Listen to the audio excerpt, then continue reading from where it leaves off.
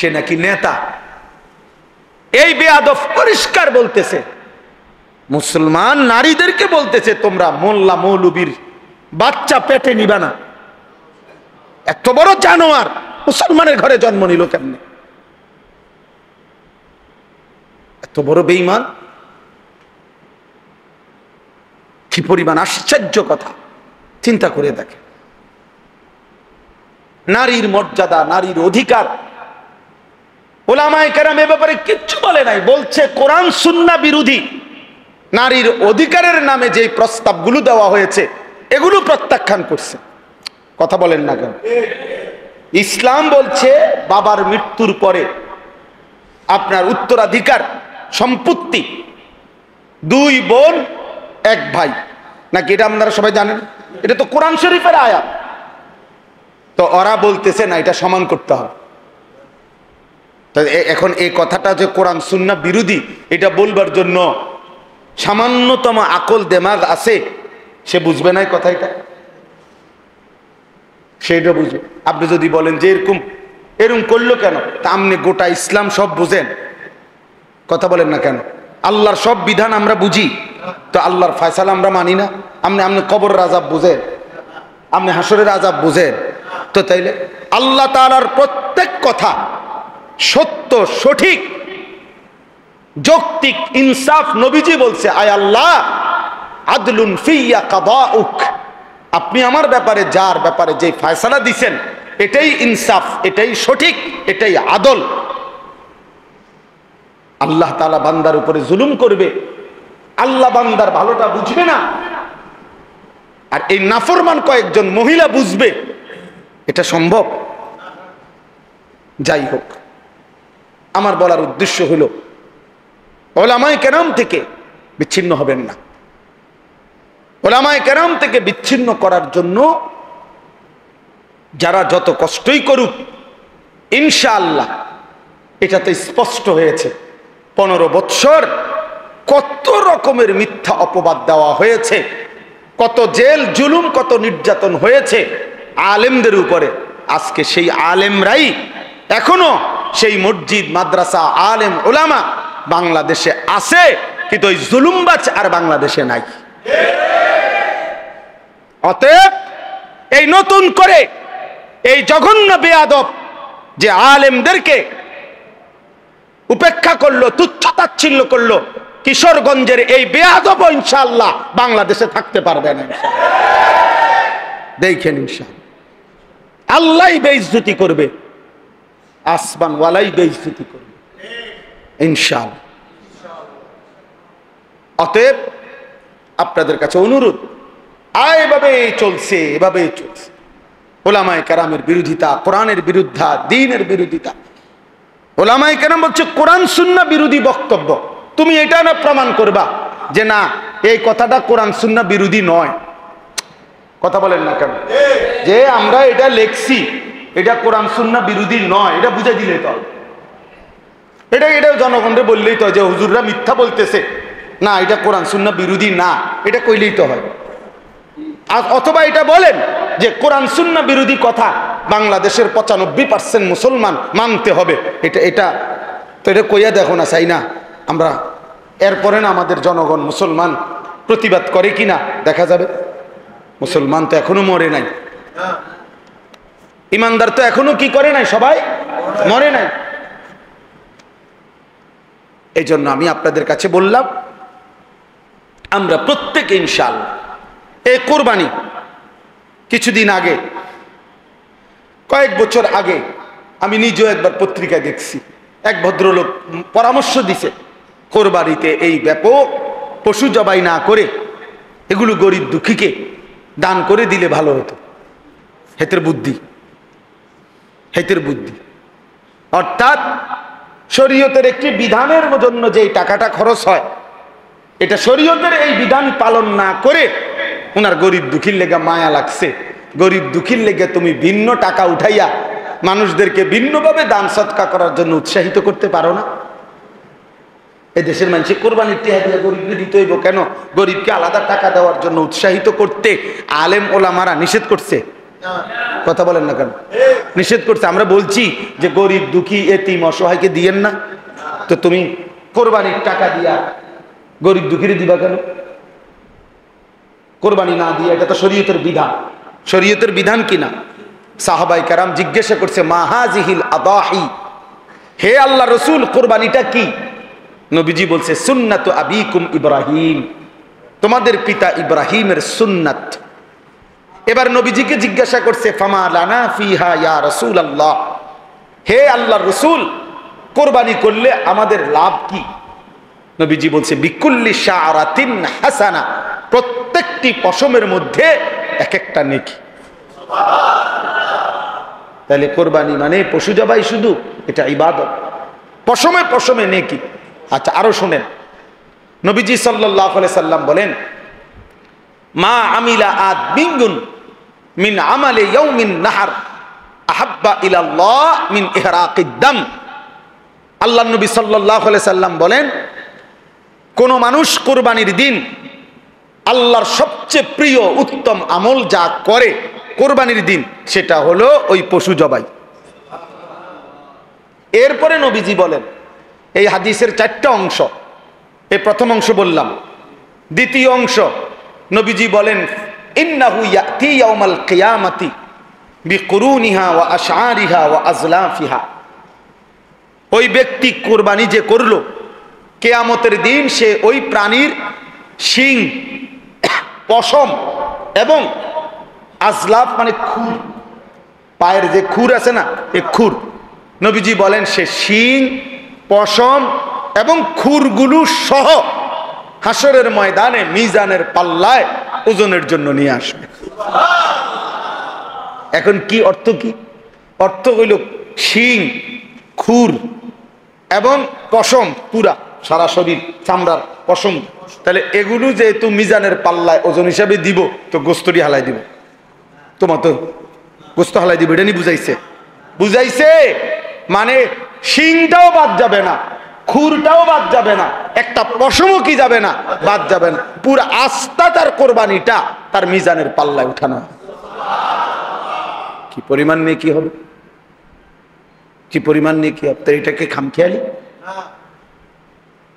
এটা শুধু গরু জবাই।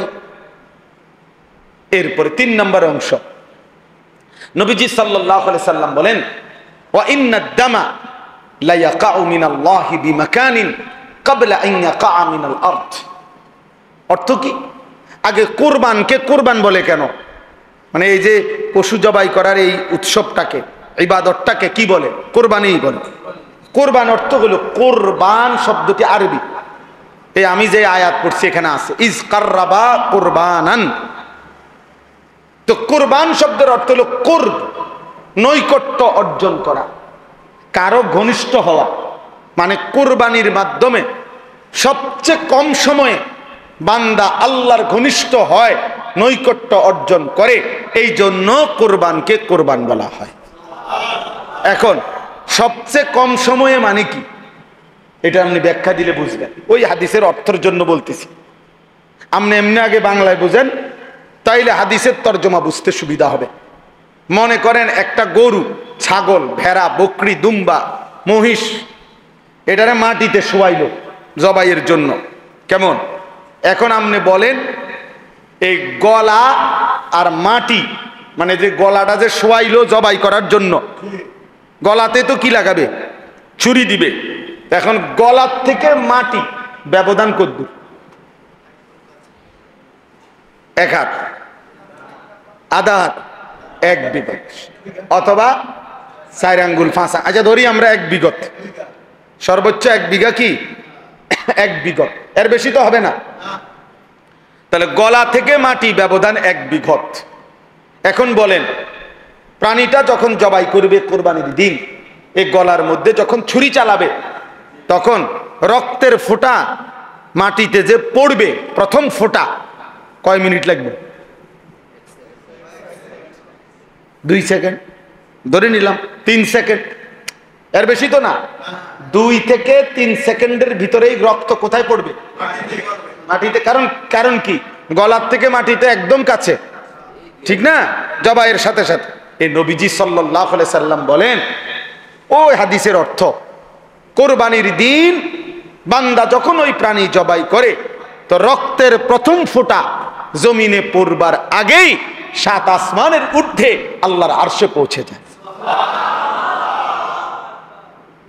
তাহলে 2 থেকে 3 সেকেন্ডের মধ্যে বান্দা আল্লাহর কি হয়ে যায়? ঘনিষ্ঠ। এই জন্য এটারে কোরবান, এত দ্রুততম সময় বান্দা আল্লাহর নৈকট্য হাসিল করে, এই জন্য এটাকে কোরবান বলে। এই জন্য নবীজি বলেন, রক্ত মাটিতে পড়বার আগে আগেই আল্লাহর কাছে পৌঁছে যায়। ফাতিবু বিহা নাফসান। এবার নবীজি বলেন 4 নম্বর অংশ হাদিসের, নবীজি বলেন, অতএব তোমরা খুশি খুশি কোরবানি করো। কি কোরবানি করো? খুশি খুশি দিলে, খুশি খুশি খুশি। কি করুম আর, যা বেশি জন বিরক্ত করো রে, যা দিমু এবার করবা, আর কি করার আছে? এটা নিয়ে কোরবানি। প্রতি বছর দিয়ে আইতে আসি, হ্যাঁ 10 জনের লগে চলন লাগে, হ্যাঁ মানুষে কি মনে করব, যা দেও, আর কি করার আছে? এটা নিয়ে কোরবানি, এই বুঝেন না? যাক, আর এক উছিলায় মাইয়ার শ্বশুর বাড়ির থেকেও কিছু লোক খাওয়ানি বাকি রয়েছে, কথাবার্তা, হ্যাঁ দাও, আরেক নাম বাড়াইয়া দাও, এই উছিলায় মানুষ 200 খাওয়াই দিলাম, 100 খাওয়াই দিলাম, এটা নিয়ে কোরবানি? এটা ইবাদত। এটা কি? আল্লাহ নবী এর জন্য বলছে খুশি খুশি কোরবানি করো। এটারে পেরেশানি মনে করো না, বিরক্ত মনে করো না, এটারে ঝামেলা মনে করো না, খুশি খুশি কোরবানি করো, খুশি খুশি কোরবানি করো। অতএব এবার আমার কথার সমাপ্তি। এই আয়াতের মধ্যে আল্লাহ তাআলা বললেন, ওয়াতলু আলাইহিম নাবা আবনাই আদামা বিল হক। হে নবী, আপনি আদমের 2 সন্তানের কাছে, আদমের 2 ছেলে হাবিল কাবিল, তাদের ঘটনাটা আমার বান্দাদের কাছে স্পষ্ট করে বলেন।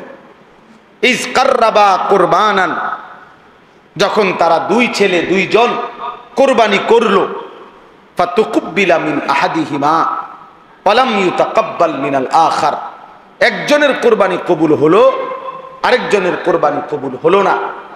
ক্বালা লা আকতুলান্নাকা, ওই যে ভাইয়ের কোরবানি কবুল হয় নাই কাবিল, সে তার ভাই হাবিলকে বলল, আমি তোকে মেরেই ফেলবো, হত্যা করব, আমি নারী চাই, আমি ওই মেয়েকেই বিবাহ করব, প্রয়োজনে তোকে মেরে ফেলবো, আমার কোরবানি কবুল না হোক, আমি এত কিছু বুঝি না। এই তখন এই কথাটাই আজকে আমরা এই কয়েকজনের কাছে শেষ এই কথাটা বলার জন্যই পড়ছি। আল্লাহ বলছে, ইন্নামা ক্বালা ইন্নামা ইয়াতাকাব্বালুল্লাহু মিনাল মুত্তাকিন, এই কথাটাই শুধু বুঝেন। হাবিল তখন বলছে তার ভাই কাবিলকে যে, ঠিক আছে ভাই, আমি বুঝছি তুমি আমারে মেরেই ফেলবা, আমি বাঁচবো না, তবে আমি জীবন দেওয়ার পূর্ব মুহূর্তে একটা কথা বলে যাই। বলছে, কিয়ামত পর্যন্ত মনে রাখবা প্রিয় ভাই আমার, সর্বযুগে সর্বকালে আল্লাহ ইবাদত কবুল করবেন তার, গুনাহ মুক্ত জীবন হবে যার। ইন্নামা ইয়াতাকাব্বালুল্লাহু মিনাল মুত্তাকিন, এটা সেই প্রথম দিন বলে দিছে, তার কোরবানি কবুল হবে যে গুনাহমুক্ত হবে, তার ইবাদত কবুল হবে যে গুনাহমুক্ত হবে। মুত্তাকি, তাকওয়া, তাকওয়া মানে গুনাহমুক্ত জীবন, গুনাহ থেকে বেঁচে থাকে। তাহলে নামাজ কবুল হবে তার, গুনাহমুক্ত জীবন যার। যাকাত কবুল হবে তার, গুনাহমুক্ত জীবন যার। রোজা কবুল হবে তার, গুনাহমুক্ত জীবন যার। তাগড়া যুবক মুসলিম মুজাহিদকে খ্রিস্টান সৈন্যবাহিনী গ্রেফতার করছে। তো গ্রেফতার করার পরে উনি অনেক বেশি সুন্দর, সুঠাম, চমৎকার দেহ ছিলেন। তো খ্রিস্টান সেনাপতি ওই যুবক মুজাহিদকে দেখে আকৃষ্ট হয়েছেন, নিজের মেয়েকে এই ছেলের কাছে বিবাহ দিবেন এরকম ভাবছেন। তো চিন্তা করছে, আগে তাকে যে কোনো প্রলোভনে খ্রিস্টান বানাই, চেষ্টা করি, তারপরে তার কাছে মেয়ে দিয়ে দিল।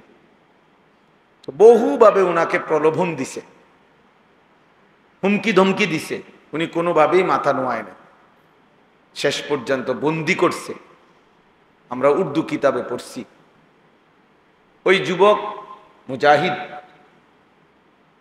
এবার ওনার কামরার মধ্যে ওই সেনাপতি তার সুন্দরী মেয়েকে একাকী দিয়ে দিছে, আর বলছে তুমি তোমার রূপ যৌবন দিয়ে যে কোনো ভাবে তাকে গুনাহে বাধ্য করবা।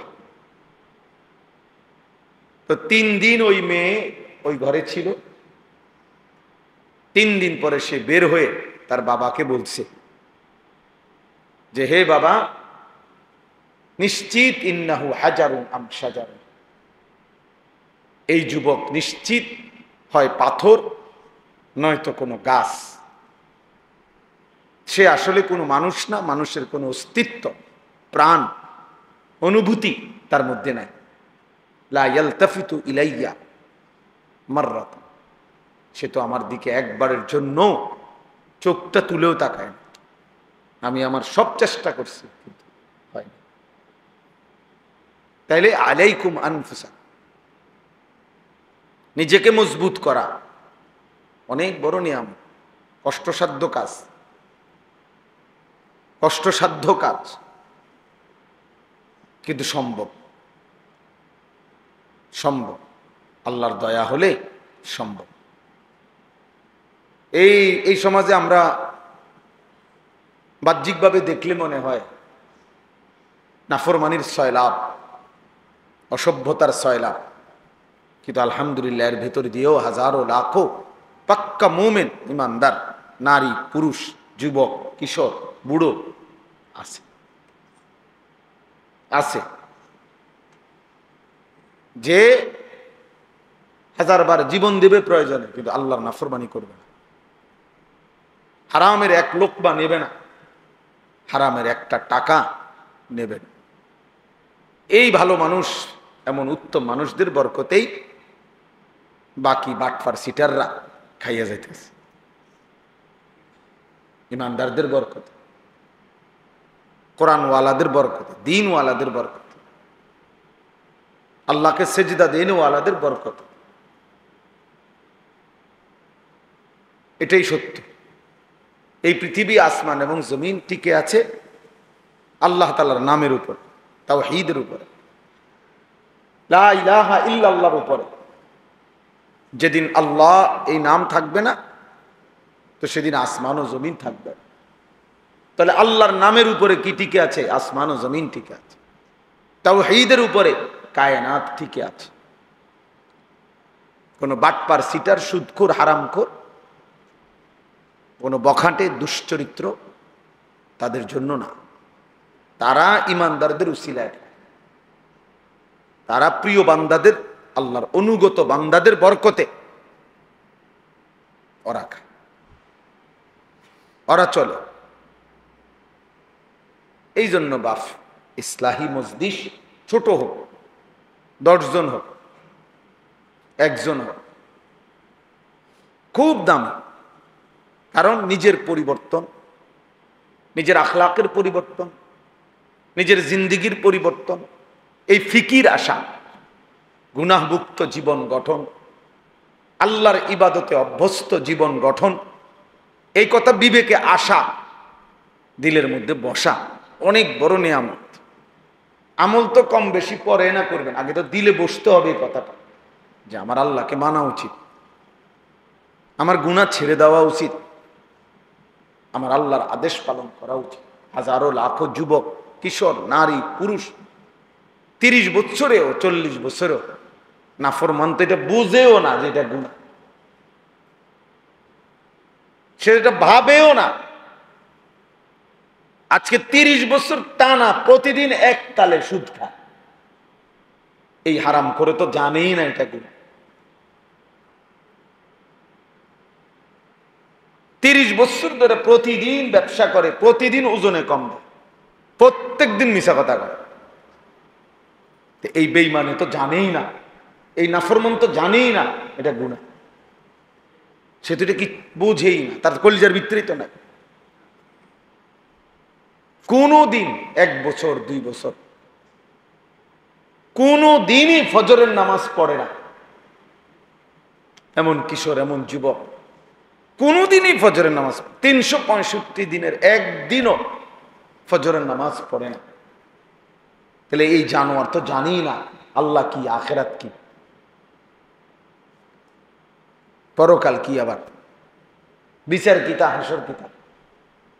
তার হিসাব হলো জিন্দিগি মানে চুলের পেখম, জিন্দিগি মানে একটা সিবা ফ্যান, জীবন মানে একটা মোবাইল, জীবন মানে একটা মোটরসাইকেল, জীবন মানে কিছু বন্ধুদের আড্ডা, জীবন মানে একটা মাইয়ার লগে কথা বলা, জীবন মানে একটা মেয়ের পিছনে কুত্তার মতো হাঁটা, কোন নারীর জন্য কুকুরের মতো জীবন দিয়ে দেওয়া, যৌবন শেষ করে দেওয়া, চরিত্র নষ্ট করে দেওয়া, খালাস। আর কি, আর কি? তাহলে সে জীবন চিনল কি, বুঝলো কি? জীবন একটু পর পর চুল ফিরা, দেখবেন অনেক প্রতিবন্ধী, বাস্তব, তুমি পরীক্ষা করলেই দেখবা রিপোর্ট আসবে এ প্রতিবন্ধী। এই যে এরা এমনি এমনি একটু পর পর চুল ফিরায় না, এ প্রতিবন্ধী। কারণ তুমি নিজেই জানো এটা সামনে এলা, তো আবার এটা ফিরাও কার? এটা বারবার যেহেতু তোমার ডিস্টার্ব করে, তো এটা কাটো না কেন? একটা যুক্তি তো থাকবে যে আমি একটা জিনিস আমার বারবার ফেরেশান বিরক্ত লাগতেছে, আমি এটা সরামু না। তাহলে সে নিজেই আসে, নিজেই ফিরায়, নিজেই ফিরায়, সারাদিন তার একটা হাত চুল ঠিক করে নিয়ে ব্যস্ত। এটা অসুস্থ না? এটা প্রতিবন্ধী না? তার সিরা মানসিক সমস্যা তার। পৃথিবীর কেউ বেটা, কম করে বলি বেটা, গোটা পৃথিবীর কেউ কোনোদিন, কোনো বেঈমানে কোনোদিন বলে নাই যে পুরুষের মাথার চুলের মধ্যে সৌন্দর্যের কিছু আছে আলাদা, বা এটা নিয়ে আলাদা সৌন্দর্যের কোনো পেরেশানি, এটা পৃথিবীতে নাই। কোনো পাগলও বলে নাই, কোনো বেঈমানে বলে না। তোমগরে কিছু বেঈমানে হয়তো ভুল বুঝাইছে। চুলের উপরে যদি কোনো যত্ন সৌন্দর্যের কিছু হয়, তা নারীর সৌন্দর্য চুলের মধ্যে। পুরুষ চুল নিয়ে ব্যস্ত থাকবে, এটা এক ধরনের মেয়েলি স্বভাব ছাড়া, বেডিত্বে স্বভাব ছাড়া আর কিচ্ছু হইতে পারে। এটা এক ধরনের কাপুরুষ, যে লজ্জিত পুরুষ হওয়া নিয়ে যে শরম পাইতেছে যে আমি যে বেডই, এই জন্য আমি একটু লজ্জিত, অনুতপ্ত। আমি যদি মেয়ে হতাম আর মেয়েদের মতো সারাক্ষণ চুল নিয়ে ব্যস্ত থাকতাম, কত না ভালো হতো। নাই তো বলেন কি কারণ থাকতে পারে এটার পিছনে? একটা ছেলেকে কেন, পুরুষকে কেন চুল নিয়ে এত ব্যস্ত বানাই দিল? আফসোসের ব্যাপার, আশ্চর্যের ব্যাপার রীতিমতো। এই জন্য বললাম আলাইকুম আনফুসা, ইসলাহি মজলিসের মূল ফিকিরের নিজের সংশোধন, জিন্দিগির সংশোধন, জীবনকে সুন্দর করা, এটা খুব ভালো, খুব ভালো উদ্যোগ। এক মানুষের সবচেয়ে বড় কল্যাণ, মনে রাখবেন, মানব কল্যাণ 2 ধরনের হয়।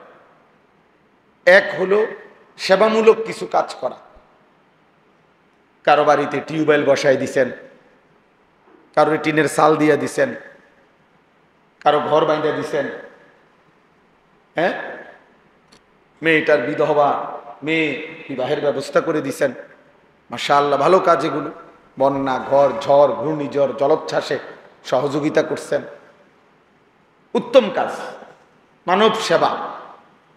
কিন্তু আরেকটা মানব সেবা হলো, মানব কল্যাণ হলো ওই মানুষটাকে আল্লাহমুখী করে দেওয়া, আখিরাতমুখী করে দেওয়া, ওই মানুষটার জিন্দিগি চেঞ্জ করে, ইউটার্ন করে তাকে আল্লাহ রসুল আখিরাত পরকালের দিকে ফিরাইয়া দেওয়া। আল্লাহর কসম, কোরআন বলে এটা হচ্ছে মানবতার সবচেয়ে বড় কল্যাণ। মানুষের সবচেয়ে বড় কল্যাণ হলো তাকে তার রব চিনায় দেওয়া, তাকে তার গন্তব্য চিনায় দেওয়া, তাকে তার মালিক চিনায় দেওয়া, তাকে আল্লাহর সাথে জুড়ে দেওয়া, তাকে নামাজের সাথে বেঁধে দেওয়া, তার ঈমানের দৌলত দান করা। এজন্য আল্লাহর নবী সাল্লাল্লাহু আলাইহি ওয়াসাল্লাম বলছেন, ওয়া ইন্নী আখিযুন বিহুজাজিকুম, আমি চেয়েছি, নবীজি বলেন আমি চেয়েছি কোমরে জড়াইয়া ধইরা হলেও আমার এক এক উম্মতকে জাহান্নাম থেকে বাঁচাইতে। কোমরে জড়াইয়া ধরে হলো, অর্থাৎ হাত ধরলে মানুষ অনেক সময় ছুটে যায়, কাঁধে হাত দিলে মানুষ অনেক সময় ছাইরা লায়, কিন্তু কোমরে যদি কাউরে আমজা করে শক্ত করে ধরে এই বাঁধন ছুটাইতে কষ্ট। যেন নবীজি বলেন আমি চেয়েছি আমার এক এক উম্মতকে কোমরে জড়িয়ে ধরে হলেও জাহান্নামের আগুন থেকে বাঁচাইতে। এই ফিকির, এইটা হলো বড় ফিকির। প্রতিটা মানুষকে নেক কাজের আদেশ করা, গুনাহের কাছ থেকে ফিরিয়ে রাখার চেষ্টা করা, বাপ এটা মানবতার বড় কল্যাণ, এটা বড় কল্যাণ। তারে আমি 3 বেলা খাওয়াইলাম অথচ সে আল্লাহকে সিজদা দেয় না, এটা বড় কল্যাণ না? হ্যাঁ, এটাও কল্যাণ, তার ভালো, তার খাওয়াই আমি, কিন্তু মানবতার, মানুষের সবচেয়ে বড় কল্যাণ হলো মানুষকে তার মালিকের সাথে জুড়ে দাও, জুড়ে দাও। এই জন্য কিতাবে আছে, নবী সাল্লাল্লাহু আলাইহি ওয়াসাল্লাম বলছেন, লাল্লাহু আশাদ্দু ফারাহান বিতাওবাতি আবদিহি, আল্লাহ তাআলা সবচেয়ে বেশি খুশি হয় বান্দা যখন তওবা করে গুনাহ ছেড়ে দিয়ে আল্লাহর কাছে ফিরে আসে। আর হাদিসে আছে, নবীজি বলেন, কোন বান্দা যখন গুনাহ ছেড়ে দেয়, নাফরমানি ছেড়ে দেয়, তওবা করে আল্লাহর কাছে ফিরে আসে, সেজদা দেয়, গোলামি করে, আল্লাহর নাফরমানি ত্যাগ করে, খোদার কসম নবী বলে আল্লাহ তখন ফেরেশতাদেরকে বলে, আমার আসমান সাজিয়ে দাও, জান্নাত সাজিয়ে দাও। তো ফেরেশতারা আসমান সাজায়, জান্নাত সাজায়, আর বলে আল্লাহ আসমান কেন সাজাইলেন, জান্নাত কেন সাজাইলেন? তো আল্লাহ তাআলা বলে, আসলাহাল আবদু মাওলাহু, আল্লাহ তখন বলে, শুনো ফেরেশতারা, আজকে এক গোলাম যে তার মনিব থেকে বহুদিন যাবৎ ভাইগা গেছিল, পলায়ন করছিল, আজকে সেই ভেগে যাওয়া পলায়ন কৃত গোলাম তার মনিবের সাথে সম্পর্ক ঠিক করে নিছে।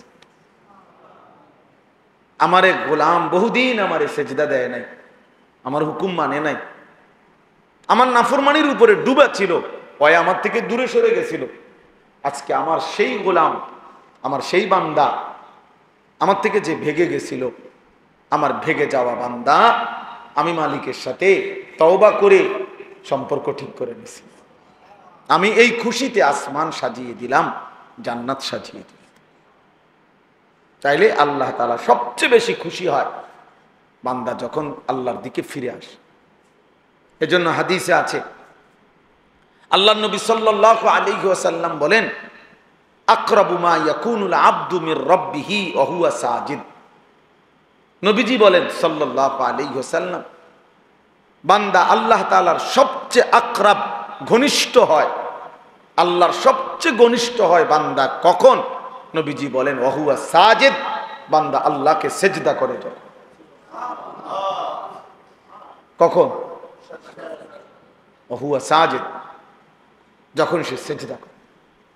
আমার শায়েখ আল্লামা মুফতি মুশতাকুন নবী সাহেব বলে, আল্লাহ যখন, বান্দা যখন আল্লাহকে সেজদা করে, তো আল্লাহ মহব্বতে ওই বান্দার মাথায়, পিঠে হাত বুলায় দেয়,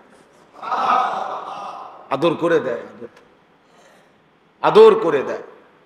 আল্লাহ যেন বলে, বান্দা আমারে সেজদা দিলা, যাও বান্দা, খুশি হলাম, খুশি হলাম। এজন্য নামাজ যার কপালে জোটে না, তার কপালের উপরে লানত। যার কপালে সেজদা না, থু তো তোর কপালে, থু তোর কপালে। লানত তোর কপাল, লানত তোর কপালে। সেজদা জোটে না, তোরে আল্লাহ বানাইলই কেন? যার কপালে সেজদাই জোটে। এমন বলবেন যে আপনি হুজুর লানত দিলেন। হ বেটা, আল্লাহ লানত দিছে। ওয়া ইন্না আলাইকা লানাতা ইলা ইয়াউমিদ্দিন। কোরআন শরীফে আল্লাহ বলছে, ইবলিস তুই আমারে সেজদা দিলি না, আজকে থেকে নিয়ে কিয়ামত পর্যন্ত তোর উপরে আমি আল্লাহর লানত। কোরআন শরীফের আয়াত। তাহলে ইবলিসের উপরে আল্লাহ এই লানতটা কেন দিছে? কথা বলেন না কেন? সেজদা দেয় না দেখে। সেজদা না করার কারণে তো কি দিছে? কয়দিনের লানত? একবার, একদিনের লানত, কিয়ামত পর্যন্তের জন্য। তাইলে একটি সেজদা না দিলে যদি কিয়ামত পর্যন্ত লানত দেয়, একদিনে 5 ওয়াক্ত নামাজে এক নাফরমান কতগুলো সেজদা ছুটে গেছে। ফজরের নামাজের 4 রাকাত নামাজে 8টা সেজদা, জোহরের যদি 10 রাকাতও ধরি 20টা সেজদা, আসরের যদি 4 রাকাতও ধরি 8টা সেজদা, মাগরিবের যদি 5 রাকাতও ধরি 10টা সেজদা, এশার নামাজের যদি 9 রাকাতও ধরি 18টা সেজদা।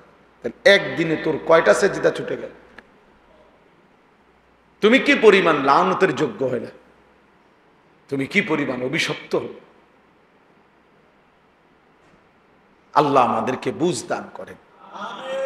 এই জন্য প্রিয় ভাই বাবা, আমি এই জন্য প্রথমেই বলে নিলাম, 10 জন হোক, 5 জন হোক, 50 জন হোক, এটা কোনো কথা না। এক আল্লাহর বান্দার ফিকিরও বলা দরকার। একজনের জন্য আল্লাহর কথা শোনানো দরকার, ইসলাহ দরকার, সংশোধন দরকার।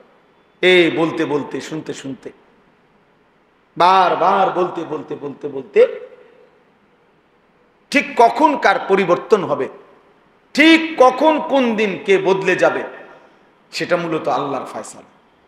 আমাদের দায়িত্ব বলতে থাকা, শুনতে থাকা, আয়োজন করতে থাকা। মূলত ফয়সালা, হেদায়েত কে দিবে? আল্লাহ। এতদিন ধরে ওয়াজ করি, কই মানুষ তো ভালো হয় না। না, মানুষ সবাই ভালোই যাইতে হইব এটা জরুরি না, আমার বলা জরুরি। হুজুরে যেমন 10 বছর ধরে মাহফিল করি, কই মানুষের তো কোনো পরিবর্তন দেখি না, এই জন্য আর মাহফিল করতাম না। তো আর মাহফিল না করলে 10 বছর, এবার যেহেতু 10 বছর করেও দেখছেন ভালো হয় না, তো না করলে 10 বছর তো ভালো হয়ে যাব। ভালো হয়ে যাব। আমার দায়িত্ব তো এটা না। আমার দায়িত্ব তো কয়জন হেদায়েত পাইলো না পাইলো এটার হিসাব করা আমার দায়িত্ব, আমার বলা দায়িত্ব, বলতে থাকা। এই জন্য আপনারা, রাসেল ভাই সহ আমারে বলছে, আমি ডেট দিছি, বাকিরাও আমি হয়তো সবাইকে চেহারা তো চিনি আলহামদুলিল্লাহ। আপনাদের এই হিলফুল ফুজুল নামে আপনাদের এই আয়োজন আপনারা ধারাবাহিক করবেন, ধারাবাহিক। 5 জন যদি আমনেগো সদস্য হন, আপনারা আগে নিয়ত করবেন যে দোস্ত আগে ওয়াদা করো আমরা 5 জন শুনবো কিনা। যদি বলেন তো 5 জন, তো হুজুরে কইয়া লইবেন আগে যে হুজুর আমরা সদস্য হইলাম 30 জন, বা আমরা 10 জন নিয়ত করছি পাক্কা যে আমরা ওয়াজ শুনবো। আমগো 10 জনের লেগে কইবেন নি কন, কথা বোঝেন নাই? এমন হুজুর যদি রাজি হয় হেবাটার দাওয়াত বললাম, লোক হইব 10 জন, আর যদি বেশি হয় আলহামদুলিল্লাহ, আর না হইলে আমরা 10 জনের বুঝ দেব। আপনি 10 জনরে বলবেন, আপনি 5 জনরে বলবেন, একজনকে বলবেন। আল্লাহ আমাদেরকে তৌফিক দান করেন। এই হিলফুল ফুজুল এটা নবীজি সাল্লাল্লাহু আলাইহি ওয়াসাল্লামের জন্মেরও আগের সংগঠন, আরবের একটি সংগঠনের নাম মূলত। অর্থাৎ আরবের মধ্যে ফজল নামে, একই নামে 3 ব্যক্তি ছিল, 3 জন ব্যক্তি ফজল নাম, 3 জনের নামে ফজল। এই 3 জন ব্যক্তি একই নামের, ওনারা একসাথে অঙ্গীকার করছিল। হিলফুন মানে হলো ওয়াদা, অঙ্গীকার, শপথ। আর এই ফুজুল মানে হলো ফজল নামের তিনজন, বুঝছেন? এটা এটা কিন্তু অনেকখানি এই সংগঠনের নাম আছে, দেখেন না, এই জন্য বলতেছি আর কি, সবার ভালো হবে। অর্থাৎ এই একই নামের তিনজন ব্যক্তি, ফজল নামের, ওনারা মক্কায় একদিন সিদ্ধান্ত নিছে, শপথ করছে যে আমরা আমাদের এই মক্কায় আমরা সর্বাত্মক চেষ্টা করব এখানে যেন কারো উপরে কোনো জুলুম, ছিনতাই, কারো উপরে যেন অন্যায় না হয়, কেউ কারো উপরে যেন জুলুম করতে না পারে। আমরা মজলুমের পক্ষে, দুর্বলের পক্ষে আমরা সমর্থন করব, সহযোগিতা করব, সাহায্য, জালেমকে প্রতিহত করতে চেষ্টা করব, মজলুমের কল্যাণ করব, দুস্থ অসহায়ের কল্যাণ করব। এই একটা শপথ নিয়ে ওনারা কাজ শুরু করছিলেন। পরবর্তীতে বহু মানুষ এর সাথে যোগ হয়েছে এবং খোদ নবুয়ত পূর্ব মানে 40 বছরের আগেই আমাদের নবী সাল্লাল্লাহু আলাইহি ওয়াসাল্লামও এই ইনাদের এই হিলফুল ফুজুলের সাথে সক্রিয়ভাবে অংশগ্রহণ করছে। বুঝছেন না কথা? তো সেইখান থেকে আজকে 1500 বছর আগের এই পবিত্র নিয়তে, ভালো নিয়তে তিনজন ব্যক্তি একটি উত্তম কাজের জন্য নিয়ত করছিল, শপথ করছিল। তো সেই নাম আজকে 1500 বছর পরেও পৃথিবীতে কেমন পরিচিত না, কেমন পরিচিত, কত নামে আমরা তো ওয়াজে যাই, সারা বাংলাদেশে এই নামে শত শত এলাকা কি আছে সংগঠন, হিলফুল ফুজুল। তাহলে শুধু এটা বাংলাদেশে না, অন্যত্র নাই? তাহলে এই জন্য বললাম মুখলেসানা খেদমত মানে নিষ্ঠার সাথে আল্লাহর সন্তুষ্টির জন্য কোনো খেদমত যদি করা হয় তো যুগ যুগ ধরে এটা টিকে থাকে। আল্লাহ তাআলা আপনাদেরকেও তৌফিক দেন, কবুল করেন, আমিন। এইবার আমি একটা আয়াত পড়ছি, এই আয়াতের উপরে অল্প একটু কথা বললে আমার কথা শেষ ইনশাআল্লাহ।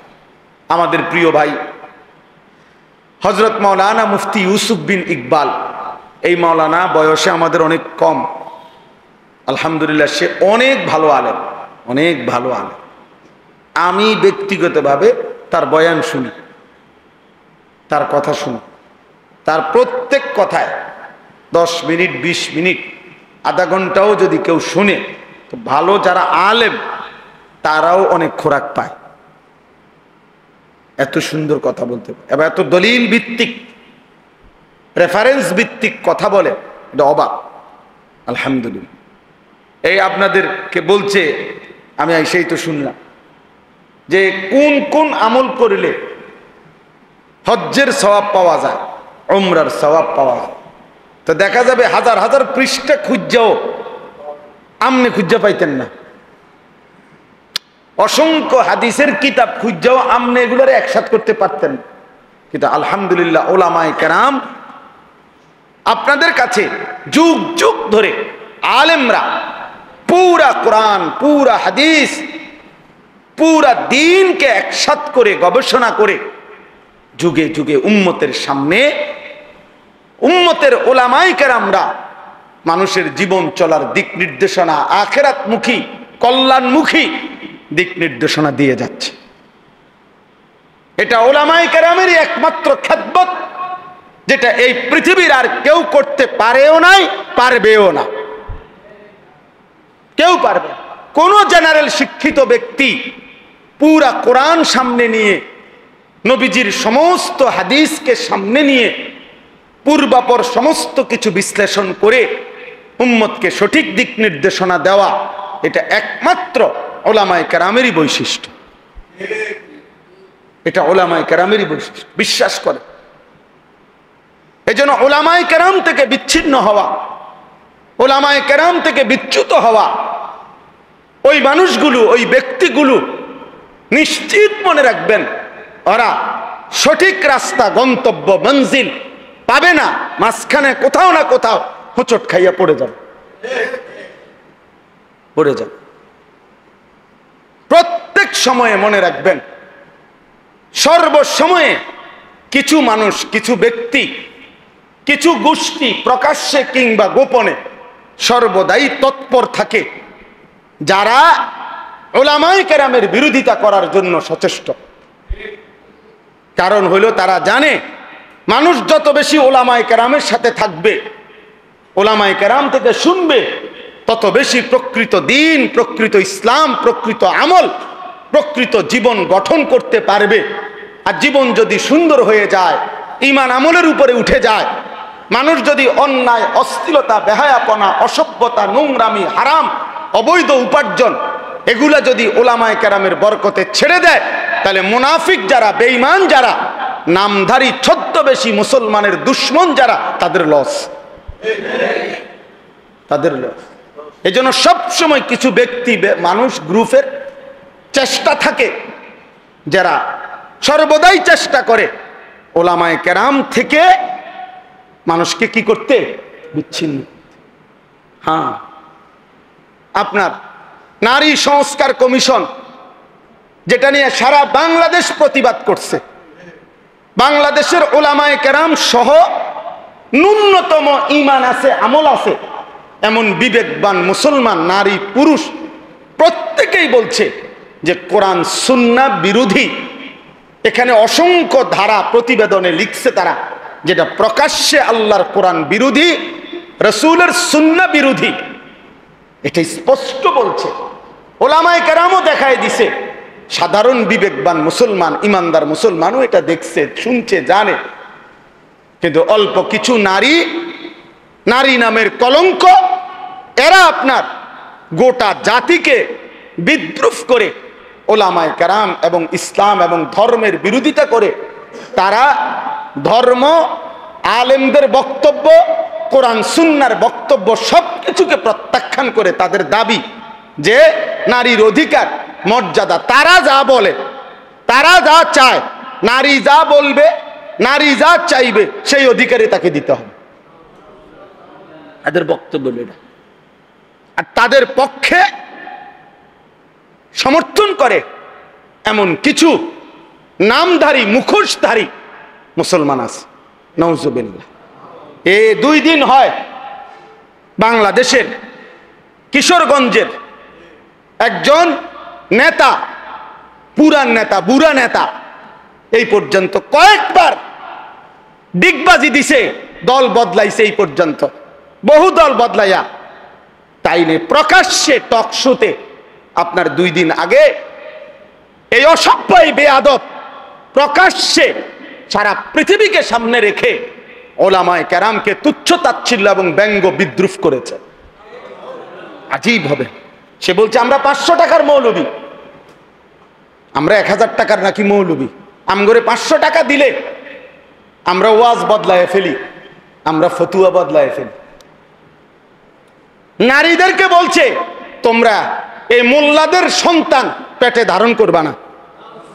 এত বড় জঘন্য বেয়াদব বাংলাদেশে আরেকটা কেমনে জন্ম নিয়া এই ফ্যাসিস্ট পরবর্তী 5ই আগস্ট যেই সময় জালেম পলায় গেল, এরপরে এই জালেম কেমনে থাকলো, এটা আশ্চর্য লাগতেছে। এত বড় জঘন্য বেয়াদব, এত বড় ভয়ানক বেয়াদব। বয়স্ক মানুষ, বয়স 60 বছরের কম হবে না, সে একেবারে, সে বলতেছে মোল্লাদের, ইসলামের মধ্যে কোনো মোল্লাতন্ত্র নাই, ইসলাম এক জিনিস, মোল্লাতন্ত্র আরেক জিনিস। মানে আমরা মোল্লারা হইলাম এক জিনিস, ইসলাম আরেক জিনিস। তুই কি কইলি পাগল, কি কইলি তুই? হ্যাঁ, কি বললা? এটা কথা হইল? এই জন্য উলামায়ে কেরাম এটার তীব্র প্রতিবাদ করেছে। এমন জঘন্য বেয়াদব যেই দল লালন করে তাদের ভবিষ্যৎ খুব ভালো হবে না, ভবিষ্যৎ ভালো হবে না। এই নাফরমান, ওলামা বিদ্বেষী, আলেম বিদ্বেষী, সে নিজেকেও ডুবাবে, তার দলটাকেও ডুবাবে শেষ পর্যন্ত। আশ্চর্য। এই জন্য ভাইয়া একজন হইলেও মনে রাখবেন, উম্মতকে ওলামাদের থেকে, সর্বশ্রেণীর মুসলমানকে, মানুষকে আলেমে দিন থেকে বঞ্চিত করার যে কোনো ষড়যন্ত্র, যে কোনো চেষ্টা, এটা আমরা ঘৃণা ভরে প্রত্যাখ্যান করা দরকার। এই জন্য আপনাদের কাছে আমার অনুরোধ রইল, ওলামায়ে কেরাম যুগ যুগ ধরে আপনাদের কাছে দ্বীন পেশ করে, আল্লাহর কোরআন পেশ করে, রাসূলের সুন্নাহ পেশ করে। কয় টাকা উপার্জন আপনারা বলেন ইনসাফ করে? একজন মসজিদের ইমাম, একজন মসজিদের মুয়াজ্জিন, একজন মাদ্রাসার উস্তাদ, কয় টাকা উপার্জন তার? সামান্য কয় টাকা দিয়ে দিনের পর দিন। আমার একবার দাউদকান্দিতে এক মসজিদের ইমাম সাহেব, বিশ্বাস করেন কত আমনের মতো বয়সী হবে, বয়স্ক মানুষ, ইমাম সাহেব আমারে জড়ায় ধরা একদিন আমারে বলতেছেন যে হুজুর, আমি আজকে 26 বছর এই মসজিদে ইমামতি করি, অল্প কয়টা বেতন পাই। কয় যে হুজুর, আমি আমার বিবি বাচ্চার কত আবদার জীবনে পূরণ করতে পারি নাই অভাবের কারণে, কাইন্দা দিছে। কয় যে হুজুর, আমার আল্লাহ আমারে, আমি 26 বছর এই মসজিদের খেদমত করি, একই মসজিদে, ছোট একটা মসজিদ। বলতেছে হুজুর, আমার আল্লাহ আমারে, আমার তো দুনিয়ার কোনো স্বপ্ন, বাচ্চাদের আশা আকাঙ্ক্ষা কত কিছু পূরণ করতে পারি নাই অভাবের কারণে, আমার আল্লাহ আমারে আখিরাতে দিবনি। আমি কি বলতাম তো? আমি জড়াইয়া ধরে ওনারে অনেক কাঁদছি, কাইন্দা বললাম হুজুর, আমি বলেন কি, ইনশাআল্লাহ আল্লাহ আপনাকে এই পরিমাণ দেবে, সেদিন আপনি এবং আপনার পরিবার খুশিতে আনন্দে আত্মহারা হয়ে যাবে, আনন্দে আত্মহারা হয়ে যাবেন। আলেমে দ্বীন কখনো কারো উপার্জন মাসে 8,000 10,000 টাকা, আর ওই বেয়াদব সে নাকি নেতা। এই বেয়াদব পরিষ্কার বলতেছে, মুসলমান নারীদেরকে বলতেছে, তোমরা মোল্লা মৌলবীর বাচ্চা পেটে নিবা না। এত বড় জানোয়ার মুসলমানের ঘরে জন্ম নিল কেমনে? এত বড় বেঈমান, কি পরিমাণ আশ্চর্য কথা, চিন্তা করে দেখে। নারীর মর্যাদা, নারীর অধিকার, উলামায়ে কেরাম এ ব্যাপারে কিচ্ছু বলে নাই, বলছে কোরআন সুন্নাহ বিরোধী। নারীর অধিকারের নামে যে প্রস্তাবগুলো দেওয়া হয়েছে এগুলো প্রত্যাখ্যান করছে। কথা বলেন না কেন? ইসলাম বলছে বাবার মৃত্যুর পরে আপনার উত্তরাধিকার সম্পত্তি 2 বোন 1 ভাই, নাকি? এটা আপনারা সবাই জানেন, এটা তো কোরআন শরীফের আয়াত। তো ওরা বলতেছে না, এটা সমান করতে হবে। তো এখন এই কথাটা যে কোরআন সুন্নাহ বিরোধী, এটা বলবার জন্য সামান্যতম আকল দেমাগ আছে, সে বুঝবে না এই কথাটা, সেটা বুঝবে। আপনি যদি বলেন যে এরকম করলো কেন, তা আপনি গোটা ইসলাম সব বুঝেন, কথা বলেন না কেন? আল্লাহর সব বিধান আমরা বুঝি, তো আল্লাহর ফয়সালা আমরা মানি না?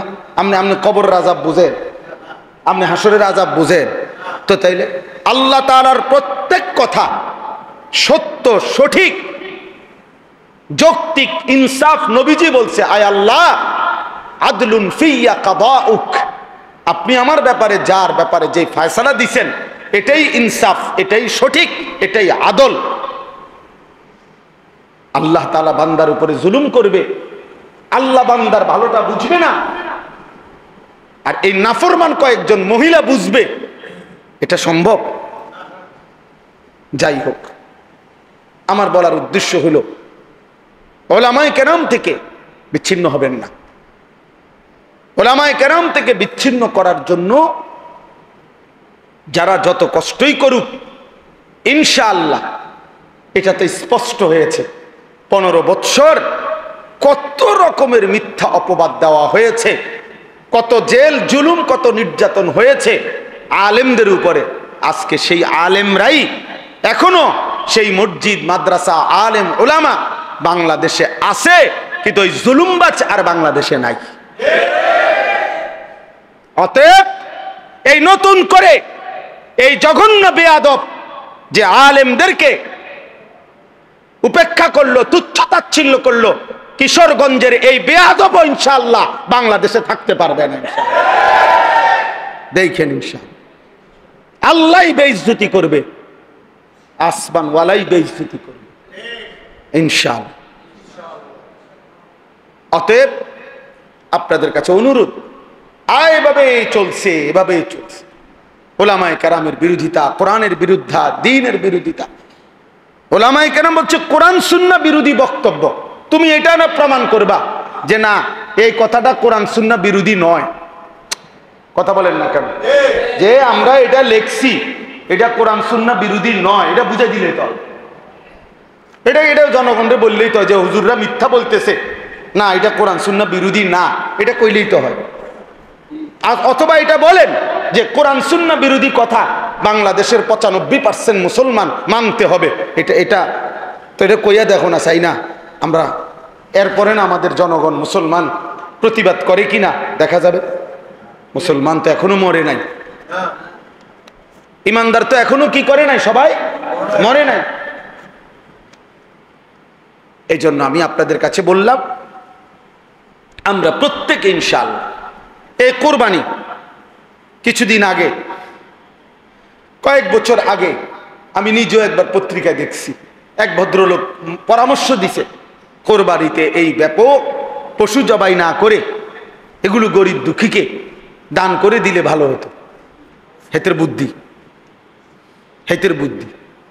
অর্থাৎ শরীয়তের একটি বিধানের জন্য যে টাকাটা খরচ হয়, এটা শরীয়তের এই বিধান পালন না করে ওনার গরিব দুঃখীর লেগে মায়া লাগছে, গরিব দুঃখীর লেগে তুমি ভিন্ন টাকা উঠাইয়া মানুষদেরকে ভিন্নভাবে দান সৎকা করার জন্য উৎসাহিত করতে পারো না? এই দেশের মানুষের কোরবানির টিহা দিয়ে গরিবকে দিতে হইব কেন? গরিবকে আলাদা টাকা দেওয়ার জন্য উৎসাহিত করতে আলেম ওলামারা নিষেধ করছে। কথা বলেন না কেন? নিষেধ করছে। আমরা বলছি যে গরিব দুঃখী এতিম অসহায়কে দিয়েন না, তো তুমি কোরবানির টাকা দিয়া গরিব দুঃখীরে দিবা কেন? কোরবানি না দিয়ে, এটা তো শরীয়তের বিধান। শরীয়তের বিধান কিনা? সাহাবাই কেরাম জিজ্ঞাসা করছে মা হাযিহিল আদাহি, হে আল্লাহ রসুল কোরবানিটা কি?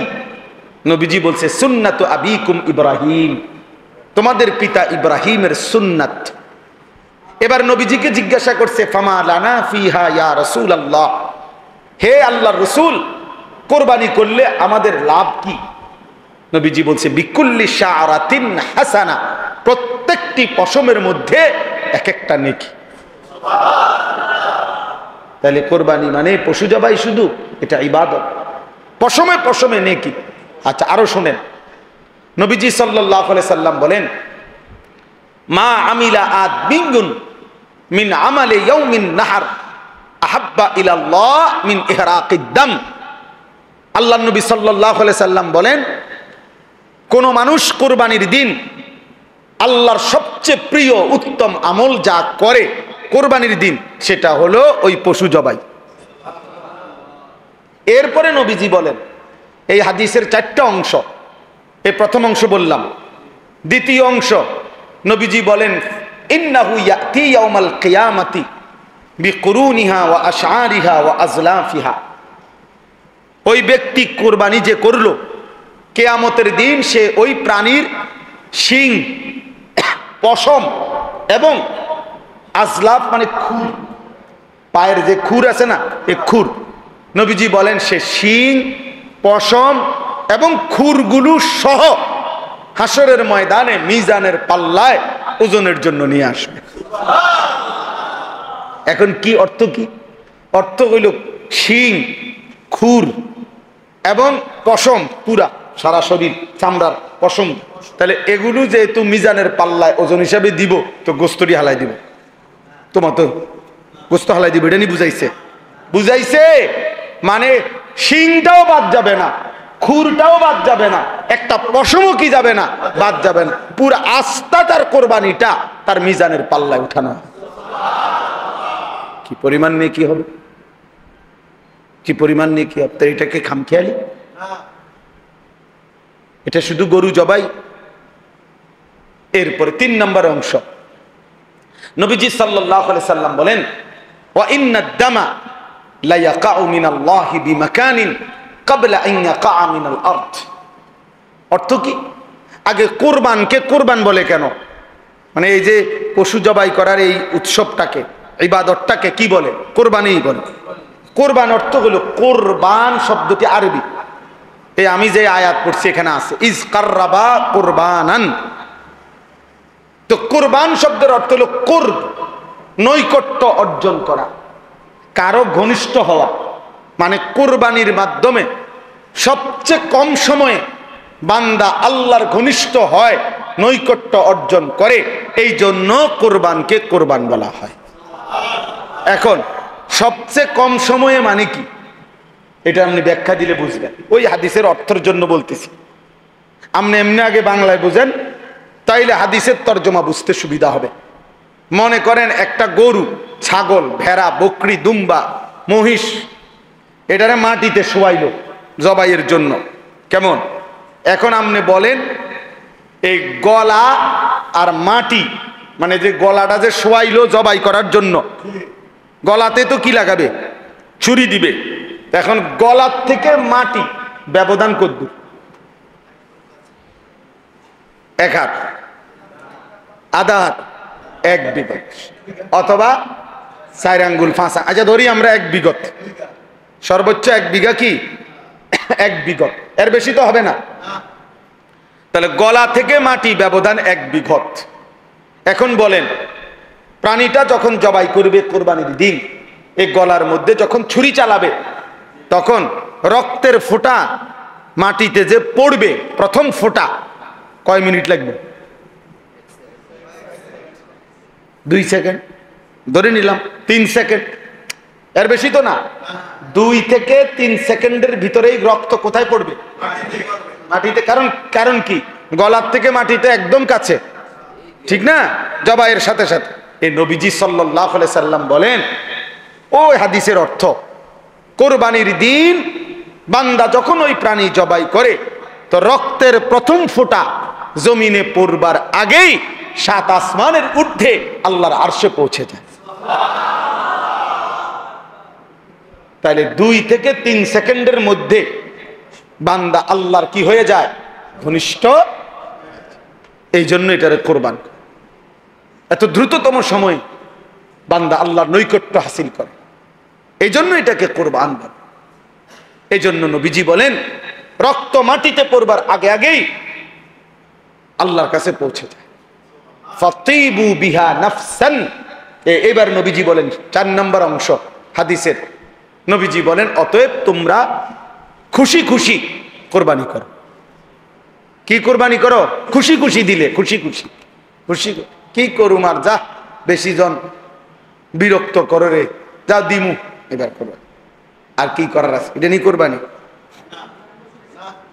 প্রতি বছর দিয়ে আইতেছি, হ্যাঁ, 10 জনের লগে চলন লাগে, হ্যাঁ, মানুষে কি মনে করবো, যা দেও। আর কি করার আছে? এটা নিয়ে কোরবানি। এই বুঝেন না?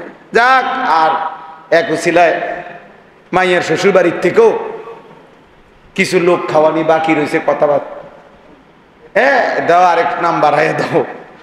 এই উছিলায় মানুষ 200 খাওয়াই দিলাম, 100 খাওয়াই দিলাম। এটা নিয়ে কোরবানি? এটা ইবাদত। এটা কি? আল্লাহর নবী এর জন্য বলছে খুশি খুশি কোরবানি করো। এটারে পেরেশানি মনে করো না, বিরক্ত মনে করো না, এটারে ঝামেলা মনে করো না, খুশি খুশি কোরবানি করো, খুশি খুশি কোরবানি করো। অতএব এবার আমার কথার সমাপ্তি। এই আয়াতের মধ্যে আল্লাহ তাআলা বললেন, ওয়াতলু আলাইহিম নাবা আবনাই আদম বিল হক। হে নবী, আপনি আদমের 2 সন্তানের কাছে, আদমের 2 ছেলে হাবিল কাবিল, তাদের ঘটনাটা আমার বান্দাদের কাছে স্পষ্ট করে বলেন। ইজ কাররাবা কুরবানান, যখন তারা 2 ছেলে 2 জন কোরবানি করলো, ফাতুকুব্বিলা মিন আহাদিহিমা ওয়ালাম ইউতাকাব্বাল মিনাল আখার। একজনের কোরবানি কবুল হলো, আরেকজনের কোরবানি কবুল হলো না। ক্বালা লা আকতুলান্নাকা, ওই যে ভাইয়ের কোরবানি কবুল হয় নাই কাবিল, সে তার ভাই হাবিলকে বলল, আমি তোকে মেরেই ফেলবো, হত্যা করব, আমি নারী চাই, আমি ওই মেয়েকেই বিবাহ করব, প্রয়োজনে তোকে মেরে ফেলবো, আমার কোরবানি কবুল না হোক, আমি এত কিছু বুঝি না। এই তখন এই কথাটাই আজকে আমরা এই কয়েকজনের কাছে শেষ এই কথাটা বলার জন্যই পড়ছি। আল্লাহ বলছে ইন্নামা ক্বালা ইন্নামা ইয়াতাকাব্বালুল্লাহু মিনাল মুত্তাকিন, এই কথাটাই শুধু বুঝেন। হাবিল তখন বলছে তার ভাই কাবিলকে যে ঠিক আছে ভাই, আমি বুঝছি তুমি আমারে মেরেই ফেলবা, আমি বাঁচবো না, তবে আমি জীবন দেওয়ার পূর্ব মুহূর্তে একটা কথা বলে যাই। বলছে কিয়ামত পর্যন্ত মনে রাখবা প্রিয় ভাই আমার, সর্বযুগে সর্বকালে আল্লাহ ইবাদত কবুল করবেন তার, গুনাহ মুক্ত জীবন হবে যার। ইন্নামা ইয়াতাকাব্বালুল্লাহু মিনাল মুত্তাকিন, এটা সেই প্রথম দিন বলে দিছে। তার কোরবানি কবুল হবে যে গুনাহমুক্ত হবে, তার ইবাদত কবুল হবে যে গুনাহমুক্ত হবে। মুত্তাকি, তাকওয়া, তাকওয়া মানে গুনাহমুক্ত জীবন, গুনাহ থেকে বেঁচে থাকে। তাহলে নামাজ কবুল হবে তার, গুনাহমুক্ত জীবন যার। যাকাত কবুল হবে তার, গুনাহমুক্ত জীবন যার। রোজা কবুল হবে তার, গুনাহমুক্ত জীবন যার। হজ কবুল হবে মুক্ত জীবন যার। কোরবানি কবুল হবে তার, গুনাহমুক্ত জীবন। গুনাহমুক্ত কোরবানি, গুনাহমুক্ত নামাজ, গুনাহমুক্ত রোজা, গুনাহমুক্ত জিকির, গুনাহমুক্ত দান, গুনাহমুক্ত সাদাকা, গুনাহমুক্ত ইবাদত। সুদের টাকা দিয়ে কোরবানি দিবেন হবে না, ঘুষের টাকা দিয়ে কোরবানি দিবেন হবে না, কিস্তির টাকা দিয়ে কোরবানি দিবেন হবে না, লোনের টাকা দিয়ে কোরবানি দিবেন হবে না। 2 নম্বরই পয়সা কামাইয়া ওজনে কম দিয়া মিথ্যা বলিয়া মাল হইল 6 নম্বর, কইয়া লাইছেন 1 নম্বর। হ্যাঁ, বুঝেন নাই কথা? যত রকমের 900 ধোঁকা প্রতারণা করে উপার্জিত যে সম্পদ, এটা তো হারাম। ওই হারাম সম্পদ দিয়া অবৈধ রোজগার দিয়ে কোরবানি দিবেন, গোশত খাওয়া হবে, কোরবানি হবে না। কোরবানি হবে না, সিদ্ধ হবে, আরশে যাবে না। ফেসবুকে আসবে, ইউটিউবে আসবে, মাগার আরশে আজিমে যাবে না, আরশে আজিমে যাবে। ইন্নামা ইয়াতাকাব্বালুল্লাহু মিনাল মুত্তাকিন। তাকওয়া জরুরি, তাকওয়া জরুরি। গুনাহমুক্ত জীবন, গুনাহ থেকে বেঁচে থাকা, হারাম থেকে বেঁচে থাকা, আল্লাহর নাফরমানি থেকে বেঁচে থাকা। অতএব আপনাদের কাছে প্রথম যে কথাটা বললাম, এই সবগুলো কথা এবার একসাথ করেন। 1 নম্বর কথা বলছি, নিজের ব্যক্তির সংশোধন, আখলাকের সংশোধন, ইসলাহ, এটা জরুরি। এটা কি ভাই? জীবন সুন্দর করা জরুরি, জীবন সুন্দরের জন্য মেহনত করা জরুরি। 2 নম্বর বলছি, এই হিলফুল ফুজুল যে কয়জন আছেন, এই কয়জনে উদ্যোগ নিয়ে যে আমরা শুনবো, মানুষ হইব নি না, মানুষ হইতো না, আপনি শুনবেন নি দেখেন, এই নিয়তে প্রতিনিয়ত ইসলাহি মজলিসের আয়োজন করেন। দেখবেন ইখলাস ও তাকওয়ার বরকতে আল্লাহর বান্দাদের দিলের মধ্যেও ছুঁয়ে যাবে, ছুঁয়ে যাবে। আর 3 নম্বর কথা হলো, উলামায়ে কেরাম থেকে কোনোভাবেই আমরা বিচ্ছিন্ন হব না। উলামায়ে কেরামের বিরুদ্ধে যারা কথা বলবে আমরা তাদেরকে প্রত্যাখ্যান করব। 4 নম্বর কথা হলো, কোরবানি সহ নামাজ, রোজা, কোরবানি, হজ, সমস্ত ইবাদত, দান, সাদাকা, জিকির, তেলাওয়াত, সমস্ত ইবাদতের ক্ষেত্রে গুনাহমুক্ত থাকা, গুনাহ থেকে বেঁচে থাকা, এটা বাধ্যতা। এটার দিকে নজর রাখা। আল্লাহ আমাদের প্রত্যেককে তৌফিক দান করেন। আল্লাহ তাআলা আজকের এই মজলিসকে কবুল করে নেন। আল্লাহ তাআলা আগামী দিনও এই মজলিসকে চালু রাখবার তৌফিক দান করেন। আলহামদুলিল্লাহি রাব্বিল আলামিন। আল্লাহুম্মা আনতাস সালাম ওয়া মিনকাস সালাম, তাবারাকতা ইয়া দাল জালালি ওয়াল ইকরাম, ইয়া আরহামার রাহিমিন, ইয়া আরহামার রাহিমিন, ইয়া আরহামার রাহিমিন। ربنا ظلمنا أنفسنا وإن لم تغفر لنا وترحمنا لنكونن من الخاسرين. ربنا آتنا في الدنيا حسنة وفي الآخرة حسنة وقنا عذاب النار. رب ارحمهما كما ربياني صغيرا. রব্বানা হাব লানা মিন আজওয়াজিনা ওয়া যুররিয়াতিনা কুররাতা আ'য়ুন ওয়াজআলনা লিল মুত্তাকিনা ইমামা। মৌলায়ে করিম আপনি মাফ করে দেন, রব্বে করিম আপনি মাফ করে দেন। মেহেরবান মৌলা, আপনার ঘরেই লম্বা সময় বসেছিলাম, এতটা সময় ধরে আপনি আপনার ঘরেই জায়গা দিয়েছেন, এখন গুনাহ মাফ না করে কেমনে বের করে দিবেন?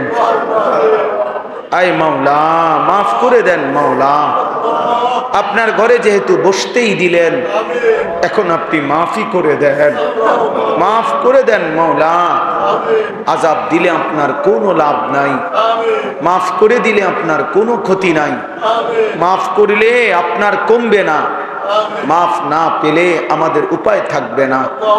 আয় করিম আপনি মাফ করে দেন, আয় রহমান আপনি মাফ করে দেন, আয় রহিম আপনি মাফ করে দেন, আয় গফফার আপনি মাফ করে দেন, আয় গফুর আপনি মাফ করে দেন, আয় মাওলা আপনি মাফ করে দেন, পেছনের সব গুনাহ মাফ করে দেন, আগামী জিন্দেগি আপনি সুন্দর করে দেন, ঈমান আমলের দৌলত দেন, ইজ্জত আফিয়ত দেন, তাকওয়া তহারত দেন, গুনাহ মুক্ত জীবন দান করেন, আপনার গোলামি করার তৌফিক দান করেন, জীবনটা সুন্দর করবার তৌফিক দান করেন, চুল চেহারা আখলাক আমল সুন্দর করে দেন।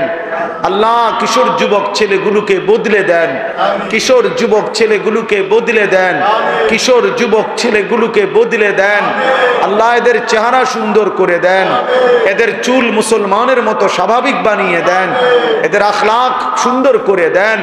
আল্লাহ সেজদাওয়ালা কপাল বানিয়ে দেন, কাঁদনেওয়ালা চোখ বানিয়ে দেন, জিকিরওয়ালা জবান বানিয়ে দেন, মোহব্বতওয়ালা দিল বানিয়ে দেন, সুন্নতওয়ালা জীবন বানিয়ে দেন, বন্দিগিওয়ালা জীবন বানিয়ে দেন।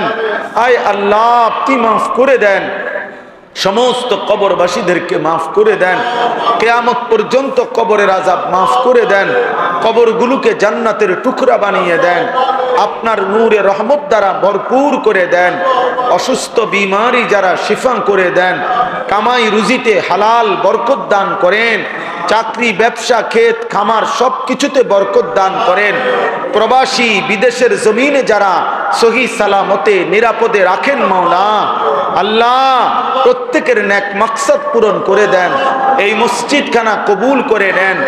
আল্লাহ মসজিদের সমস্ত খিদমাত আপনি কবুল করে নেন, ইমাম খতিব মুয়াজ্জিন খাদেম কমিটি মুসল্লি সবাইকে কবুল করে নেন। আল্লাহ আপনি দয়া করেন, হিলফুল ফুজুল এই পরিষদ আপনি কবুল করে নেন। আল্লাহ তাদেরকে আরো ভালো কাজ করার তৌফিক দান করেন, প্রতিনিয়ত এই ইসলাহি মজলিস চালু করবার তৌফিক দান করেন, আপনি হিম্মত দান করেন, আপনি ইস্তেকামত দান করেন, আপনি শক্তি সাহস দান করেন। আয় আল্লাহ, আয় আল্লাহ আমার দেশকে নিরাপদ করে দেন, আমার দেশকে নিরাপদ করে দেন, আমার দেশকে নিরাপদ করে দেন। প্রতিটা মানুষের জান মাল ইজ্জত আব্রু আপনি হেফাজত করেন, মা বোনদেরকে পর্দা পুশিদা দান করেন, আবেদা সালেহা মা ফাতেমা রাবেয়া বসরিয়ার মতো বানিয়ে দেন। আল্লাহ আপনার ঘরে যারা ছুটে ছুটে যাচ্ছে, আল্লাহ হাজী সাহেবানদেরকে আপনি কবুল করে নেন, আমরাও যেতে চাচ্ছি মাওলা, আপনি তৌফিক দিয়েন, আপনি তৌফিক দিয়েন, আপনি বঞ্চিত কইরেন না। আল্লাহ আমার এই বাবা ভাই সকলকে কাবার কালো গিলাফ দেখতে দিয়েন, মদিনার সবুজ গম্বুজ দেখতে দিয়েন। আল্লাহ আল্লাহ আপনার ঘর না দেখিয়ে কবরে নিয়েন না মাওলা, মদিনার বন্ধুর রওজা না দেখাইয়া কবরে নিয়েন না মাওলা। আয় আল্লাহ সারা পৃথিবীর মজলুম মুসলমানকে বিজয় দান করেন, গাজা ফিলিস্তিনের মুসলমানকে বিজয় দেন, পাকিস্তানের মতো একটা বিজয় ফিলিস্তিনকেও দেন মাওলা।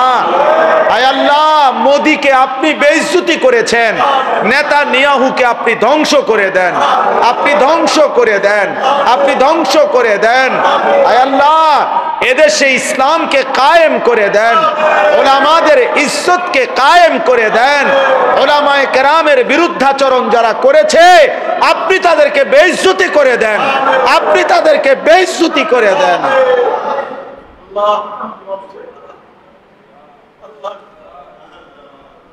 এই করিম, এই করিম,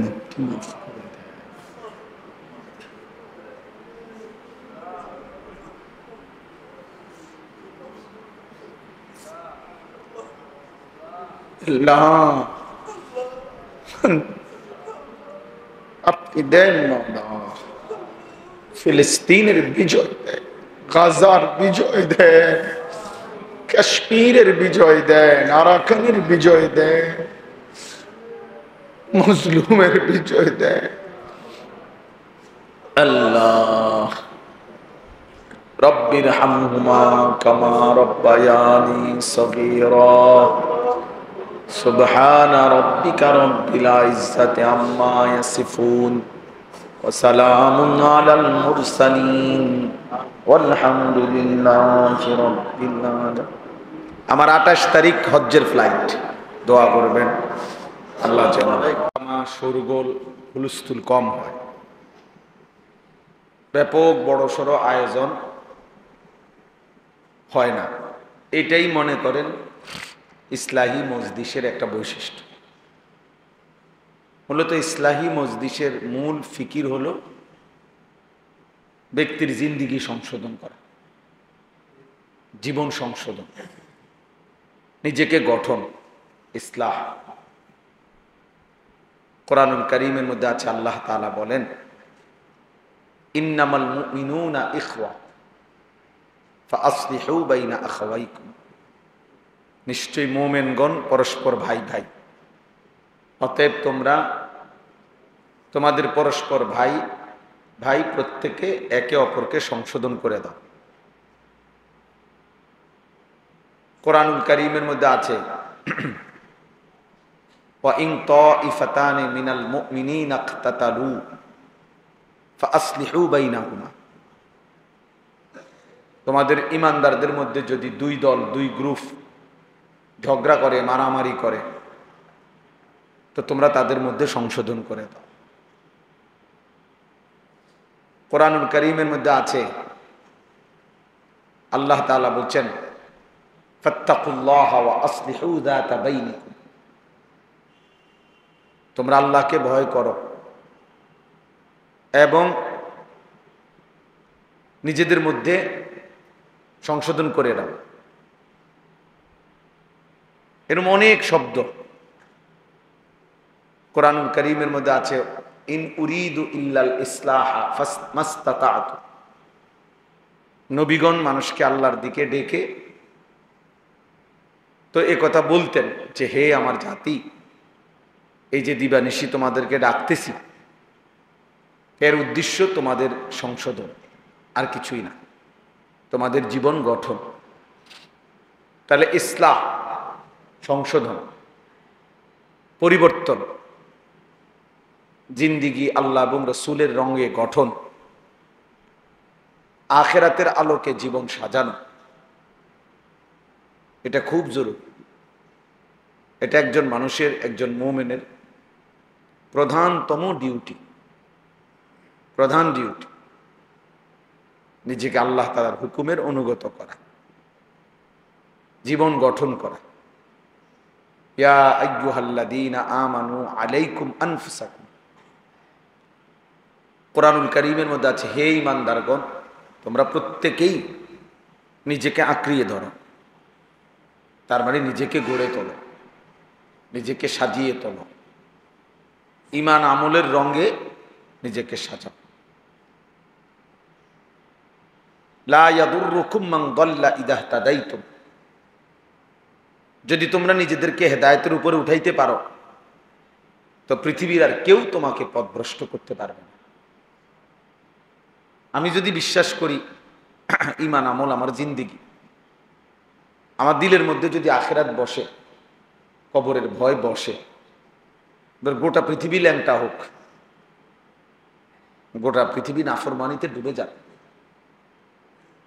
আল্লাহ বলতেছে তোমারে আর কেউ পথ হারা করতে পারবে।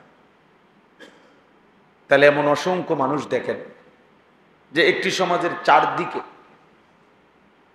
অসংখ্য অগণিত মানুষ নামাজ পড়ে না, কিন্তু কিছু মানুষ আছে এর ভিতরে দিয়েই প্রতিদিন 5 ওয়াক্ত নামাজ পড়ে। তো সে এটা বুঝছে, এটাই আমার জিন্দেগি। কলেজ ইউনিভার্সিটি তো আমাদের পরিচিত এমন অসংখ্য ছেলে আছে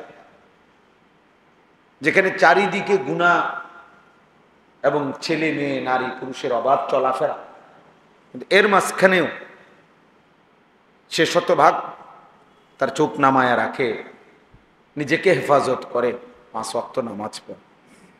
আলহামদুলিল্লাহ, এরকম অসংখ্য ছেলে আমাদের পরিচিত আছে।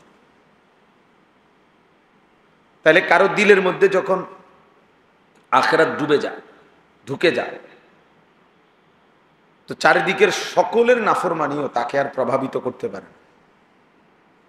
এমন অসংখ্য মানুষ আছে যাদের চারিদিকের সব ঘরে টেলিভিশন চলে, কিন্তু 40 বছর 30 বছর 50 বছরে তার ঘরে তার বিবি বাচ্চা এবং সে, তারা কোনোদিন টেলিভিশন দেখে না, এমন নাই।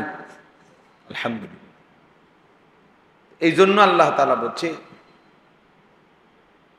আলাইকুম আনফুসাকুম, নিজেকে আঁকড়িয়ে ধরো, নিজেকে গড়ে তোলো, নিজেকে সাজাও, তাহলে গোটা পৃথিবী মিলে কেউ আর তোমাকে পথভ্রষ্ট করতে পারবে না, কেউ না।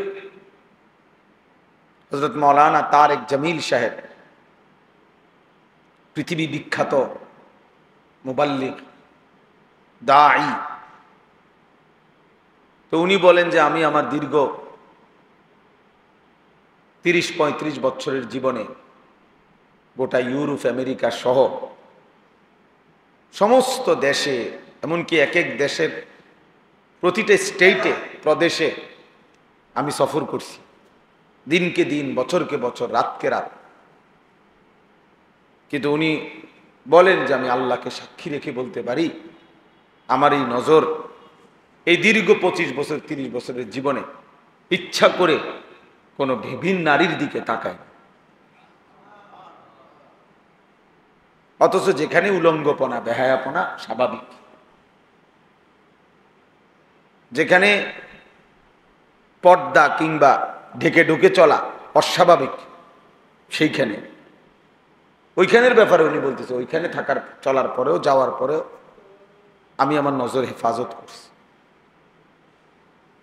তাইলে এই জন্য বললাম, আল্লাহ তাআলা বললেন আলাইকুম আনফুসাকুম, নিজেকে গঠন করো। আমরা কিতাবে পড়ছি